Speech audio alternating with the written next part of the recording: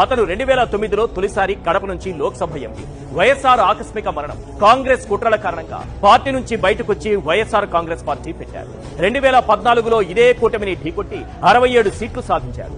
ఆ తర్వాత రాష్ట్ర వ్యాప్తంగా పాదయాత్ర చేసి 175కు 151 అసెంబ్లీ సీట్లు సాధించారు. ముఖ్యమంత్రి అయ్యారు. రాష్ట్రం మునిపెన్నడూ చూడని అభివృద్ధి సంక్షేమం చూపించారు. అయినా చివరకు అబద్ధపు ప్రచారాలే గెలిచాయి. ఇప్పుడు ప్రతిపక్షంలో కూర్చుని మాజీ సీఎం హోదాలో ఉన్నారు. అది అతని స్థాయి. మరి మన స్థాయి ఏంటి? 17 ఏళ్లు అంటే ప్రజారాజ్యం మొదలైనప్పటి నుంచి రాజకీయాల్లో ఉన్నాం. 2014లో సొంత కుంపటి పెట్టాం. అప్పటి నుంచి షూటింగ్ లో కాస్ట్యూమ్స్ మార్చినట్లు రాజకీయ జెండాలు మారుస్తూనే ఉన్నాం. వాళ్ళు సైనికులు కాదు, జెండా కూలీలేని పదే పదే గుర్తు చేస్తూనే ఉన్నాం. 2014 ఎన్నికల్లో టీడీపీ బీజేపీకి మద్దతిచ్చాం. 2019 ఎన్నికల నాటికి ఓట్లను చేర్చే కుట్రలో భాగంగా టీడీపీతో కటిఫ్ చెప్పాం. ఆ ఎన్నికల్లో దొరికిన ప్రతి రాజకీయ జెండాని భుజానికెత్తుకున్నాం. అయినా పోటీ చేసిన 2 నియోజకవర్గాల్లోనూ బొక్కబోర్లా పడ్డాం.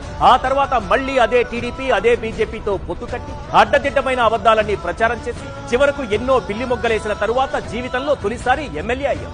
ఎమ్మెల్యే బోర్డు కింద పిఠాపురం వర్మగారి సౌజన్యంతో అని, డీసీఎం బోర్డు కింద చంద్రబాబు దీవెనలతో అని ట్యాగ్ లైన్ పెట్టుకునే స్థితిలో ఇంకా ఉన్నాం. అట్లాంటి మనం స్థాయి గురించి, జర్మనీ జపాన్ల గురించి మాట్లాడితే బాగోదు.